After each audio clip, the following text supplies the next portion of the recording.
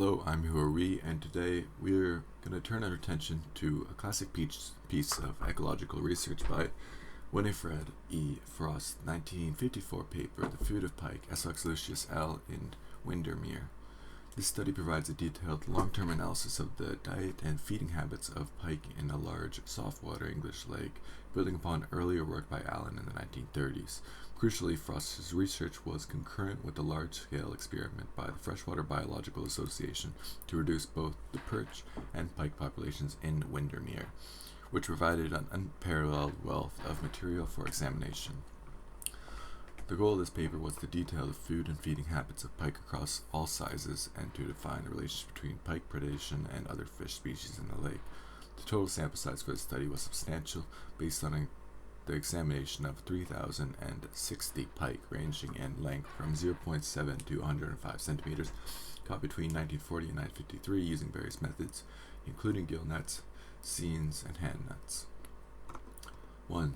Ontogenetic shift in diet, small pike, which are under 20 centimeters. The first major finding concerns a rapid change in diet as the pike grows, a phenomenon known as an ontogenetic diet shift.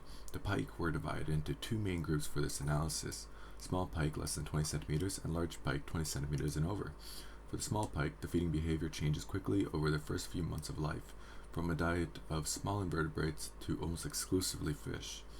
Newly hatched fry, which are 10.5 to 17.5 millimeters. At this stage, pike feed entirely on entomoscrata, or microcrustaceans. These fry begin feeding even while a considerable amount of the yolk sac may still be present.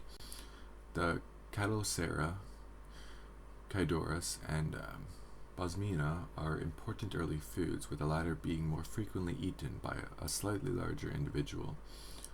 The young pike, which are around 35 millimeters and larger, the fish enter the diet once the pike are around 35 millimeters long, and from this size onward, the fish become the most important food.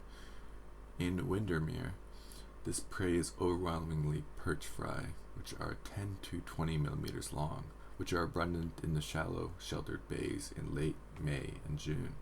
Other invertebrates, larval aquatic insects, appear later in the diet around 25 to 29 millimeters, but they are never of primary importance in Windermere. The consumption of bottom-dwelling invertebrates like Acellus and Gammarus is also low. The change in the kind of food consumed by small pike is directly associated with the rapid increase in the size of the predator. 2. Diet consumption and seasonal fluctuations. Large pike, 20 to 105 centimeters. The diet of large pike is found to be overwhelmingly piscivorous, meaning they eat almost entirely fish. The main prey species are perch, Perca fluvatis, trout, Salma truta, and char, Slovenus willingbi. Other species like stickleback and minnow are eaten to some extent, but cannibalism, pike eating pike, and predation on eels are negligible. Seasonal food patterns. The study found that the consumption of fish by pike is governed almost entirely by the seasonal availability of the prey species, which is dictated by their own habits. Perch are important year-round, but dominate the diet from May to October. This coincides with the perch's presence in shallower water during the spring and summer months. Char are highly seasonal food, occurring predominantly in the diet in November and December. This heavy predation is directly linked to the char's habit of congregating in the shallows to spawn during these months, making them highly available to pike. Trout consumption is highest from October to February.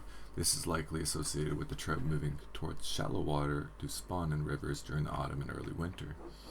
Small species, sticklebacks and minnows, are mainly eaten at spring and summer, coinciding with their movements into the littoral zone and breeding aggregations.